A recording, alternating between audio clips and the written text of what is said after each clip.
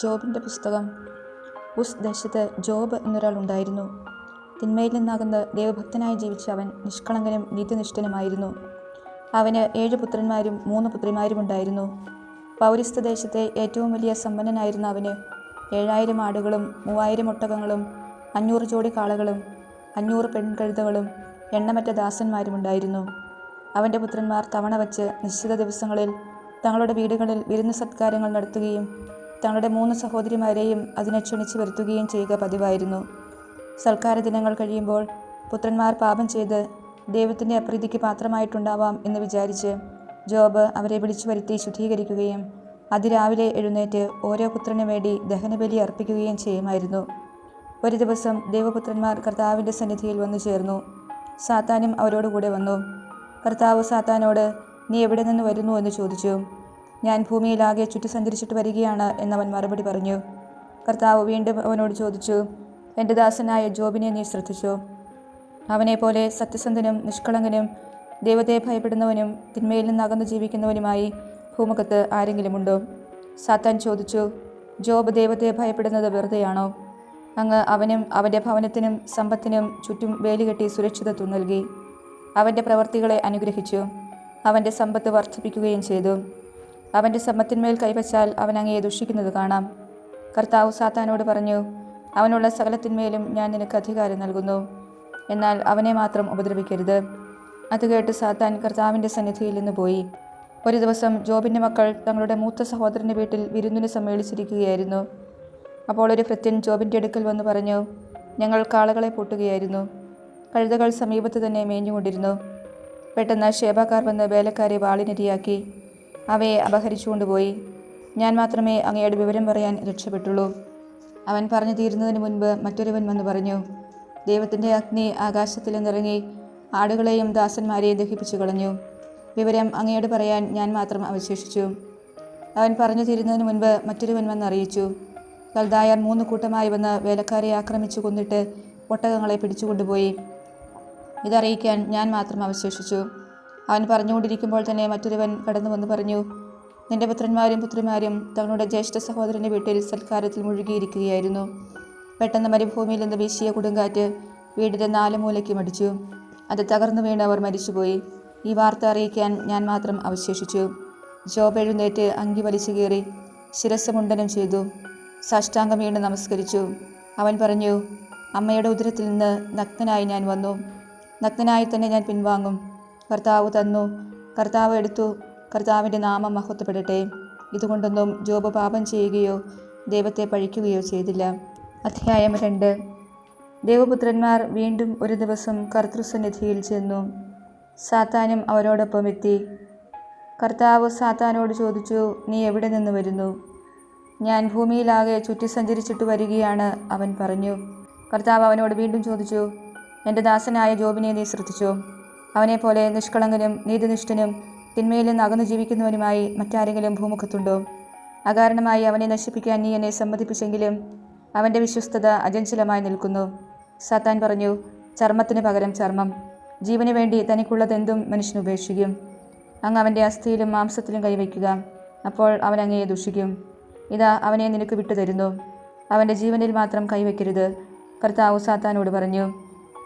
സാത്താൻ കർത്താവിൻ്റെ സന്നിധിയിൽ നിന്ന് പോയി. അവൻ ജോബിൻ്റെ ശരീരത്തെ അടിമുതൽ മുടി വരെ വ്രണങ്ങൾ കൊണ്ട് നിറച്ചു. ജോബ് ചാരത്തിലിരുന്ന് ഓട്ടുകഷണം കൊണ്ട് ശരീരം ചുരുണ്ടിക്കൊണ്ടിരുന്നു. അപ്പോൾ അവൻ്റെ ഭാര്യ പറഞ്ഞു, ഇനിയും ദൈവഭക്തിയിൽ ഉറച്ചു നിൽക്കുന്നു, ദൈവത്തെ ശപിച്ചിട്ട് മരിക്കുക. ജോബ് ഭാര്യയോട് പറഞ്ഞു, ഭോഷത്വം പറയുന്നു. ദൈവകരങ്ങളിൽ നിന്ന് നന്മ സ്വീകരിച്ച നാം തിന്മ സ്വീകരിക്കാൻ മടിക്കുകയോ? ഈ കാര്യങ്ങളിൽ ഒന്നിലും ജോബ് നാവുകൊണ്ട് പാപം ചെയ്തില്ല. ജോബിന് സംഭവിച്ച അനർത്ഥങ്ങളെക്കുറിച്ച് അറിഞ്ഞ് 3 സ്നേഹിതന്മാർ, തേമാന്യനായ എലിഫാസ്, ഷൂഹിനായ ബിൽദാദ്, നാമാത്യനായ സോഫാർ, ഒരുമിച്ച് അവനോട് സഹതാപം കാണിക്കാനും അവനെ ആശ്വസിപ്പിക്കാനും അവിടെ എത്തി. ദൂരെ വച്ച് കണ്ടപ്പോൾ അവർ അവനെ തിരിച്ചറിഞ്ഞില്ല. അവർ ഉറക്കെ നിലവിളിച്ചു. വസ്ത്രം കീറി ശിരസിൽ പൂഴി വാരി വിതറി.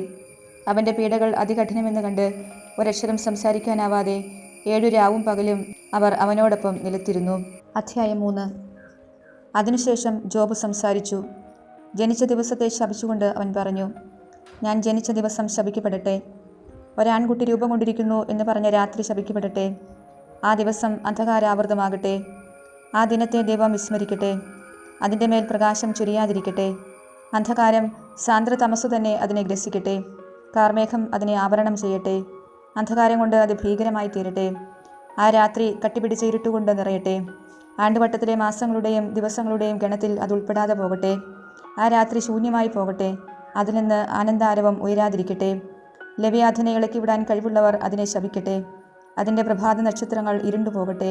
പ്രകാശത്തിനു വേണ്ടിയുള്ള അതിൻ്റെ അഭിലാഷം പാഴായി പോകട്ടെ. പ്രഭാതം വിടരുന്നത് കാണാതിരിക്കട്ടെ. അമ്മയുടെ ഉദരമടച്ച് അത് എൻ്റെ ജനനം തടഞ്ഞില്ല. എൻ്റെ കൺമുമ്പിൽ നിന്ന് ദുരിതങ്ങളെ മറച്ചില്ല. ജനിച്ചയുടനെ ഞാൻ മരിക്കാഞ്ഞതെന്ത്? അമ്മയുടെ ഉദരത്തിൽ നിന്ന് പുറത്തു വന്നയുടനെ എന്തുകൊണ്ട് എൻ്റെ ജീവിതം അവസാനിച്ചില്ല? എൻ്റെ അമ്മ എന്തിന് എന്നെ മടിയിൽ കിടത്തി ഓമനിച്ചു? എന്തിനെന്നെ പാലൂട്ടി വളർത്തി? ഞാൻ നിദ്രയണിഞ്ഞ് ശാന്തി അനുഭവിക്കുമായിരുന്നല്ലോ. നഷ്ടനഗരങ്ങൾ പുനരുദ്ധരിച്ച രാജാക്കന്മാരെയും അവരുടെ ഉപദേഷ്ടാക്കളെയും പോലെ, തങ്ങളുടെ കൊട്ടാരങ്ങൾ സ്വർണവും വെള്ളിയും കൊണ്ട് നിറച്ച പ്രഭുക്കന്മാരെ പോലെ ഞാൻ ശാന്തനായി ശയിക്കുമായിരുന്നല്ലോ. പ്രകാശം നുകരാൻ ഇടകിട്ടാതെ മാതൃഗർഭത്തിൽ വെച്ച് മരിച്ച ശിശുക്കളുടെ ഗണത്തിൽ ഞാൻ ഉൾപ്പെടാഞ്ഞതെന്തുകൊണ്ട്? അവിടെ ദുഷ്ടരുടെ ഉപദ്രവം കടന്നു വരുന്നില്ല. ക്ഷീണിച്ചവർക്ക് അവിടെ വിശ്രമം ലഭിക്കുന്നു. തടവുകാർ പോലും അവിടെ സ്വസ്ഥത അനുഭവിക്കുന്നു. മേലാളന്മാരുടെ ആജ്ഞാസ്വരം അവരെ അലട്ടുന്നില്ല. ചെറിയവരും വലിയവരും അവിടെയുണ്ട്. അടിമ യജമാനനിൽ നിന്ന് മോചനം നേടിയിരിക്കുന്നു. കഷ്ടപ്പെടുന്നവന് എന്തിനു പ്രകാശം? തപ്തഹൃദയന് എന്തിനു ജീവിതം? അവൻ മരണത്തെ തീവ്രമായി വാഞ്ചിക്കുന്നു. അത് വന്നണയുന്നില്ല. നിധി തേടുന്നവനേക്കാൾ ശ്രദ്ധയോടെ അവൻ മരണം അന്വേഷിക്കുന്നു. ശവകുടീരം പ്രാപിക്കുമ്പോൾ അവർ അത്യധികം ആനന്ദിക്കുന്നു. വഴി കാണാത്തവന്, ദൈവം വഴിയടച്ചവന് വെളിച്ചം എന്തിനാണ്? നെടുവീർപ്പുകളാണ് എൻ്റെ ഭക്ഷണം. ജലപ്രവാഹം പോലെ ഞാൻ നിരന്തരം ഞരങ്ങുന്നു. ഞാൻ ഭയപ്പെട്ടിരുന്നത് എൻ്റെ മേൽ പതിച്ചിരിക്കുന്നു. ഞാൻ അസ്വസ്ഥനും ആശ്വാസരഹിതനുമാണ്. എനിക്ക് വിശ്രമമില്ല. ദുരിതങ്ങൾ വന്നുകൊണ്ടിരിക്കുന്നു. അധ്യായം 4. തേമാന്യനായ എലിഫാസ് ചോദിച്ചു, സംസാരിച്ചാൽ നിനക്ക് അഹിതമായി തോന്നുമോ? എങ്കിലും മൗനം അവലംബിക്കാൻ ആർക്കു കഴിയും? നീ അനേകരെ ഉപദേശിച്ചിട്ടുണ്ട്. ദുർബല കരങ്ങളെ ശക്തിപ്പെടുത്തിയിട്ടുണ്ട്. കാലിടേറിയവരെ നിന്റെ വാക്കുകൾ താങ്ങി നിർത്തി. ദുർബല പാദങ്ങൾക്ക് നീ കരുത്തു പകർന്നു. നിനക്ക് ഇത് സംഭവിച്ചപ്പോൾ നിന്റെ ക്ഷമ കെട്ടുപോയി. അത് നിന്നെ സ്പർശിച്ചപ്പോൾ നീ സംഭ്രാന്തനായി തീർന്നു. നിന്റെ ദൈവഭക്തി നിനക്ക് ബലം പകരുന്നില്ലേ? നിഷ്കളങ്കത നിനക്ക് പ്രത്യാശ നൽകുന്നില്ലേ? ചിന്തിച്ചു നോക്കൂ. നിഷ്കളങ്കൻ എന്തെങ്കിലും നാശമടഞ്ഞിട്ടുണ്ടോ? നീതിനിഷ്ഠൻ വിച്ഛേദിക്കപ്പെട്ടിട്ടുണ്ടോ? അനീതി ഉഴുത് തിന്മ വിധിക്കുന്നവൻ അതുതന്നെ കൊയ്യുന്നതാണ് ഞാൻ കണ്ടിട്ടുള്ളത്. ദൈവത്തിൻ്റെ നിശ്വാസത്തിൽ അവർ നശിക്കുന്നു. ദൈവത്തിൻ്റെ കോപാഗ്നിയിൽ അവർ ദഹിക്കുന്നു. സിംഹത്തിൻ്റെ അലർച്ചയും ക്രൂരസിംഹത്തിൻ്റെ ഗർജനവും യുവസിംഹങ്ങളുടെ ദംഷ്ട്രകളും അറ്റുപോയിരിക്കുന്നു.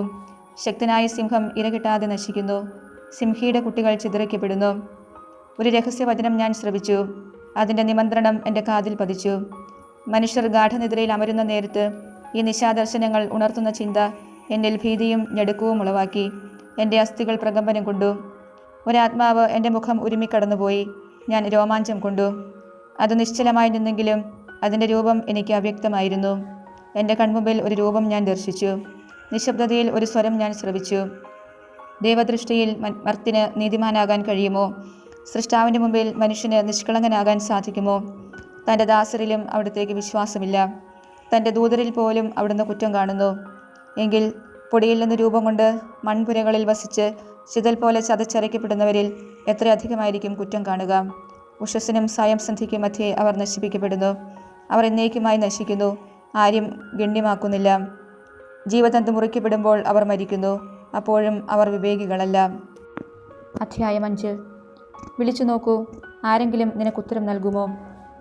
ഏത് വിശുദ്ധ ദൂതനെയാണ് നീ ആശ്രയിക്കുക? ക്രോധാവേശം മൂഢനെ കൊല്ലുന്നു. അസൂയ സരളഹൃദയനെ നിഹനിക്കുന്നു. ഭോഷൻ വേരി പിടിക്കുന്നത് ഞാൻ കണ്ടു. തൽക്ഷണം അവൻ്റെ ഭവനത്തെ ഞാൻ ശപിച്ചു.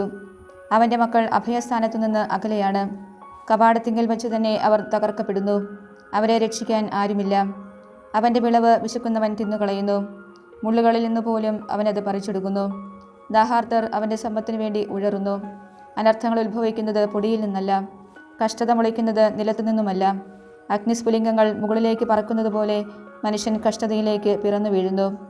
ഞാനായിരുന്നെങ്കിൽ ദൈവത്തെ അന്വേഷിക്കുമായിരുന്നു. എൻ്റെ കാര്യം ഞാൻ ദൈവസന്നിധിയിൽ സമർപ്പിക്കുമായിരുന്നു. അവിടുന്ന് അഗ്രാഹ്യമായ വൻകാര്യങ്ങളും അത്ഭുതങ്ങളും അസംഖ്യം ചെയ്യുന്നു. അവിടുന്ന് ഭൂമിയെ മഴ കൊണ്ടു നനയ്ക്കുന്നു. വയലുകളിലേക്ക് വെള്ളമൊഴുക്കുന്നു. അവിടുന്ന് താണവരെ ഉയർത്തുന്നു. വിലപിക്കുന്നവരെ സുരക്ഷിതത്വത്തിലേക്ക് നയിക്കുന്നു. സൂത്രശാലികളുടെ ഉപായങ്ങളെ വിഫലമാക്കുന്നു. അവരുടെ കരങ്ങൾ വിജയം വരിക്കുന്നില്ല. അവിടുന്ന് ജ്ഞാനിയെ അവൻ്റെ തന്നെ ഉപായങ്ങളിൽ കുടുക്കുന്നു. ഹീനബുദ്ധികളുടെ പദ്ധതികളെ ഞൊടിയിടയിൽ നശിപ്പിക്കുന്നു. പകൽ സമയത്ത് അവരെ ഇരുൾ മൂടുന്നു. മധ്യാഹ്നത്തിൽ രാത്രിയിലെന്ന പോലെ അവർ തപ്പിത്തടയുന്നു. അവിടുന്ന് അനാഥരെ അവരുടെ വായിൽ നിന്നും അഗതിയെ ശക്തന്മാരുടെ കയ്യിൽ നിന്നും രക്ഷിക്കുന്നു. ദരിദ്രന് പ്രത്യാശയുണ്ട്, അനീതി വാപൊത്തുന്നു. ദൈവം ശാസിക്കുന്നവൻ ഭാഗ്യവാനാണ്. സർവശക്തൻ്റെ ശാസനത്തെ അവഗണിക്കരുത്. അവിടുന്ന് മുറിവേൽപ്പിക്കും, എന്നാൽ വച്ചുകിട്ടും. അവിടുന്ന് പ്രഹരിക്കും, എന്നാൽ അവിടുത്തെ കരം സുഖപ്പെടുത്തും. അവിടുന്ന് 6 കഷ്ടതകളിൽ നിന്ന് നിന്നെ മോചിപ്പിക്കും. 7-മതൊന്ന് നിന്നെ സ്പർശിക്കുകയില്ല. ക്ഷാമകാലത്ത് മരണത്തിൽ നിന്നും യുദ്ധകാലത്ത് വാളിൻ്റെ വായ്ത്തലയിൽ നിന്നും അവിടുന്ന് നിന്നെ രക്ഷിക്കും. നാവിൻ്റെ ക്രൂരതയിൽ നിന്ന് നീ മറയ്ക്കപ്പെടും. നാശം വരുമ്പോൾ നീ ഭയപ്പെടുകയില്ല. നാശത്തെയും ക്ഷാമത്തെയും നീ പരിഹസിക്കും. വന്യമൃഗങ്ങളെ നീ ഭയപ്പെടുകയില്ല. ഭൂമിയിലെ കല്ലുകളോട് നിനക്ക് സഖ്യമുണ്ടാകും. കാട്ടുമൃഗങ്ങൾ നിന്നോട് ഇണക്കം കാണിക്കും. നിന്റെ കൂടാരം സുരക്ഷിതമാണെന്ന് നീ അറിയും. നിന്റെ ആലകൾ പരിശോധിക്കുമ്പോൾ ഒന്നും നഷ്ടപ്പെട്ടതായി കാണുകയില്ല. നിന്റെ പിൻഗാമികൾ അസംഖ്യമാണെന്നും നിന്റെ സന്താനങ്ങൾ വയലുകളിലെ പുല്ലുപോലെ വളരുമെന്നും നീ അറിയും. വിളഞ്ഞ ധാന്യക്കറ്റ യഥാകാലം മെതിക്കളത്തിൽ എത്തുന്നതുപോലെ പൂർണ്ണവാർദ്ധക്യത്തിൽ നീ ശവകുടീരത്തെ പ്രാപിക്കും. ഇത് ഞങ്ങൾ ദീർഘകാലം കൊണ്ട് മനസ്സിലാക്കിയതാണ്. ഇത് സത്യമാണ്. നിന്റെ നന്മയ്ക്ക് വേണ്ടി ഇത് ഗ്രഹിക്കുക. അധ്യായം 6. ജോബിൻ്റെ മറുപടി. ജോബ് പറഞ്ഞു, എൻ്റെ കഷ്ടതകൾ തൂക്കി നോക്കിയിരുന്നെങ്കിൽ, എൻ്റെ അനർത്ഥങ്ങൾ തുലാസിൽ വച്ചിരുന്നെങ്കിൽ, അവ കടൽ തീരത്തെ മണലിനേക്കാൾ ഭാരമേറിയതായിരിക്കും. അതിനാൽ എൻ്റെ വാക്കുകൾ വിവേകശൂന്യമായി പോയി. സർവശക്തൻ്റെ അസ്ത്രങ്ങൾ എന്നിൽ തറച്ചിരിക്കുന്നു. എൻ്റെ ജീവൻ അവയുടെ വിഷം പാനം ചെയ്യുന്നു. ദൈവത്തിൻ്റെ ഭീകരതകൾ എനിക്കെതിരായി അണിനിരന്നിരിക്കുന്നു. തിന്നാൻ പുല്ലുള്ളപ്പോൾ കാട്ടുകഴുത കരയുമോ? തീറ്റി മുൻപിലുള്ളപ്പോൾ കാള മുക്രയിടുമോ? രുചിയില്ലാത്തത് ഉപ്പ് ചേർക്കാതെ തിന്നാനാകുമോ? മുട്ടയുടെ വെള്ളയ്ക്ക് വല്ല രുചിയുമുണ്ടോ? എനിക്ക് തിന്നാൻ പറ്റാത്ത ഇവയാണ് ഇപ്പോൾ എൻ്റെ ആഹാരം. ദൈവം എൻ്റെ അപേക്ഷ സ്വീകരിച്ചിരുന്നെങ്കിൽ, എൻ്റെ ആഗ്രഹം സഫലമാക്കിയിരുന്നെങ്കിൽ, അവിടുന്ന് എന്നെ തകർക്കാൻ കഴിഞ്ഞിരുന്നെങ്കിൽ, കരം നീട്ടി എന്നെ വിച്ഛേദിച്ചിരുന്നെങ്കിൽ, അതെനിക്ക് ആശ്വാസമാകുമായിരുന്നു. വേദനയുടെ നടുവിൽ പോലും ഞാൻ ആർത്തുല്ലസിക്കുമായിരുന്നു. പരിശുദ്ധനായവൻ്റെ വചനത്തെ ഞാൻ തിരസ്കരിച്ചിട്ടില്ല. കാത്തിരിക്കാൻ എനിക്ക് ശക്തിയുണ്ടോ? എന്തിനു വേണ്ടിയാണ് ഞാൻ ക്ഷമയോടെ കാത്തിരിക്കേണ്ടത്? എൻ്റെ ശക്തി കല്ലുകളുടെ ബലമാണോ? എൻ്റെ മാംസം പിച്ചളയാണോ? എൻ്റെ ശക്തി വാർന്നുപോയിരിക്കുന്നു. എനിക്ക് ആശ്രയമറ്റിരിക്കുന്നു. സ്നേഹിതനോട് ദയ കാണിക്കാത്തവൻ സർവശക്തനോടുള്ള ഭക്തിയാണ് ഉപേക്ഷിക്കുന്നത്. അവർ വേഗം വരണ്ടുപോകുന്ന അരുവികൾ പോലെയാണ്. അവയിലെ ഇരുണ്ട ജലത്തിന് പോഷണം മഞ്ഞുകട്ടയാണ്. മഞ്ഞു പെയ്യുമ്പോൾ അവയിൽ ജലം പെരുകുന്നു. വേനലിൽ അവ വറ്റിപ്പോകുന്നു. ചൂടേറുമ്പോൾ അവ പ്രത്യക്ഷമാകുന്നു. കച്ചവട സംഘം അവയെ തേടി വഴിവിട്ടു പോകുന്നു. അവർ മരുഭൂമിയിൽ ചെന്ന് നാശമടയുന്നു. തേമാന്യരുടെ കച്ചവട സംഘം അവയെ തേടുന്നു. ഷേബായരുടെ യാത്രാസംഘം അവയിൽ പ്രതീക്ഷ അർപ്പിക്കുന്നു. വരണ്ട അരുവിയുടെ കരയിൽ അവരുടെ പ്രതീക്ഷ കൊഴിഞ്ഞു വീഴുന്നു. നിങ്ങൾ എനിക്ക് അതുപോലെയായി തീർന്നിരിക്കുന്നു. എൻ്റെ വിപത്ത് കണ്ട് നിങ്ങൾ ഭയപ്പെടുന്നു. എനിക്കൊരു സമ്മാനം നൽകാനോ നിങ്ങളുടെ ധനത്തിൽ നിന്ന് എനിക്ക് വേണ്ടി കോഴ കൊടുക്കാനോ ഞാൻ ആവശ്യപ്പെട്ടോ? ശത്രുകരങ്ങളിൽ നിന്ന് എന്നെ രക്ഷിക്കാനോ മർദ്ദകരിൽ നിന്ന് എന്നെ മോചിക്കാനോ ഞാൻ അഭ്യർത്ഥിച്ചോ? ഉപദേശിച്ചു കൊള്ളുക, ഞാൻ നിശബ്ദം കേൾക്കാം. ഞാൻ എന്തു തെറ്റ് ചെയ്തുവെന്ന് മനസ്സിലാക്കി തരിക. ആത്മാർത്ഥമായ വാക്കുകൾ സ്വീകാര്യമാണ്. എന്നാൽ നിങ്ങളുടെ ശാസനയ്ക്ക് അടിസ്ഥാനമെന്ത്? കാറ്റുമയക്കുന്ന നിരാശ പൂണ്ട വാക്കുകളെ ശാസിക്കാൻ നിങ്ങൾ തുനിയുന്നുവോ? അനാഥന് വേണ്ടി നിങ്ങൾ കുറിയിടുന്നു. സ്വന്തം സ്നേഹിതന് നിങ്ങൾ വിലപേശുന്നു. എന്നാൽ ഇപ്പോൾ എന്നെ കരുണാപൂർവ്വം നോക്കുക. നിങ്ങളോട് ഞാൻ കള്ളം പറയുകയില്ല. നിൽക്കണേ, എന്നോട് നീതി കാട്ടണമേ. എൻ്റെ ന്യായവാദം കേട്ടില്ലല്ലോ. ഞാൻ പറഞ്ഞത് തെറ്റായിരുന്നോ? വിപത്തുകൾ വിവേചിച്ചറിയാൻ എനിക്ക് കഴിവില്ലേ? അധ്യായം 7. മനുഷ്യജീവിതം നിർബന്ധിത സേവനം മാത്രമല്ലേ? അവൻ്റെ ദിനങ്ങൾ കൂലിക്കാരൻ്റെ ദിനങ്ങൾക്ക് തുല്യമല്ലേ? അടിമ തണലിനു വേണ്ടി എന്ന പോലെയും കൂലിക്കാരൻ കൂലിക്ക് വേണ്ടി എന്ന പോലെയും. ശൂന്യതയുടെ മാസങ്ങളും ദുരിതങ്ങളുടെ രാവുകളും എനിക്ക് ലഭിച്ചിരിക്കുന്നു. ഉറങ്ങാൻ കിടക്കുമ്പോൾ എപ്പോഴാണ് പ്രഭാതമാവുക എന്ന് ഞാൻ ചിന്തിക്കുന്നു. എന്നാൽ രാത്രി നീണ്ടതാണ്. പ്രഭാതം വരെ ഞാൻ കിടന്നുരുളുന്നു. പുഴുക്കളും മാലിന്യവും എൻ്റെ ശരീരത്തെ പൊതിഞ്ഞിരിക്കുന്നു. എൻ്റെ തൊലി വിണ്ടുകീറി ചലം ഒലിക്കുന്നു. എൻ്റെ ദിനങ്ങൾ നെയ്ത്തുകാരൻ്റെ ഓടത്തേക്കാൾ വേഗത്തിൽ കടന്നു പോകുന്നു. പ്രത്യാശയില്ലാതെ അസ്തമിക്കുന്നു. എൻ്റെ ജീവൻ ഒരു ശ്വാസം മാത്രമാണെന്ന് അനുസ്മരിക്കണമേ. എൻ്റെ കണ്ണുകൾ ഇനി ഒരിക്കലും നന്മ ദർശിക്കുകയില്ല. എന്നെ കാണാറുള്ള കണ്ണുകൾ പിന്നീട് ഒരിക്കലും എന്നെ കാണുകയില്ല. നീ എന്നെ നോക്കിയിരിക്കെ ഞാൻ പോയി കഴിഞ്ഞിരിക്കും. മേഘങ്ങൾ മാഞ്ഞു മറയുന്നത് പോലെ പാതാളത്തിൽ പതിക്കുന്നവൻ മടങ്ങി വരികയില്ല. അവൻ തൻ്റെ വീട്ടിലേക്ക് ഒരിക്കലും തിരിച്ചു വരുന്നില്ല. അവൻ്റെ ഭവനം ഇനി അവനെ അറിയുകയില്ല. അതിനാൽ എനിക്ക് നിശബ്ദത പാലിക്കാൻ കഴിയുകയില്ല. എൻ്റെ ഹൃദയവ്യഥകൾക്കിടയിൽ ഞാൻ സംസാരിക്കും. എൻ്റെ മനോവേദനകൾക്കിടയിൽ ഞാൻ സങ്കടം പറയും. അങ്ങ് എനിക്ക് കാവലേർപ്പെടുത്താൻ ഞാൻ കടലോ കടൽ ജന്തുവോ? എൻ്റെ കിടക്ക എന്നെ ആശ്വസിപ്പിക്കും. എൻ്റെ തൽപ്പം എൻ്റെ വ്യസനം ശമിപ്പിക്കുമെന്ന് ഞാൻ പറയുമ്പോൾ സ്വപ്നങ്ങൾ കൊണ്ട് അങ്ങനെ ഭയപ്പെടുത്തുന്നു. ദർശനങ്ങൾ കൊണ്ട് എന്നെ പരിഭ്രാന്തനാക്കുന്നു.